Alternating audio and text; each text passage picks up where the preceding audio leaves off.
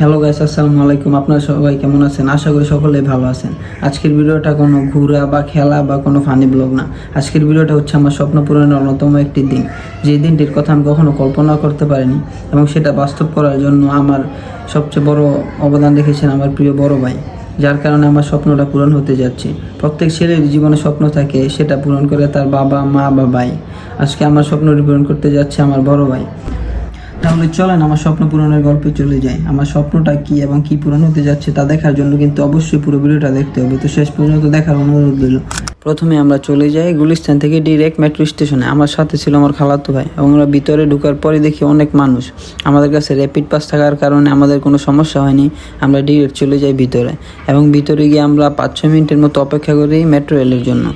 Metro আসার পর আমরা রিল্যাক্সে ভিতরে ঢুকে যাই এবং অন্য দিনের তুলনায় একটু কমই মানুষ ছিল, যার কারণে আমরা একটু ঠান্ডা মতো খারাতে পারি। আমাদের গন্তব্য ছিল মিরপুর 10-এ, যেখানে আমার জন্য একটি ভাইয়া পার্সেল নিয়ে বসে আছে এবং সেই পার্সেলটি শুধু একটি পার্সেল নয়, আমার জীবনের আবেগ, ভালোবাসা ও স্বপ্ন পূরণের একটি দিন।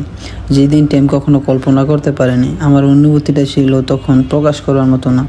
যেই দিনটি আমি শুধু উপভোগ করতে পেরেছি আমার বড় ভাইয়ের কারণে। তো গাইস, ফাইনালি আমরা চলে আসলাম মিরপুর, যেখানে আমার স্বপ্ন আমার জন্য অপেক্ষা করতেছে। আমার স্বপ্নটা ছিল বর্তমানে সবচেয়ে latest phone iPhone 17 pro max, যেটা আমার পূরণ করতে যাচ্ছে আমার ভাই জাপান থেকে।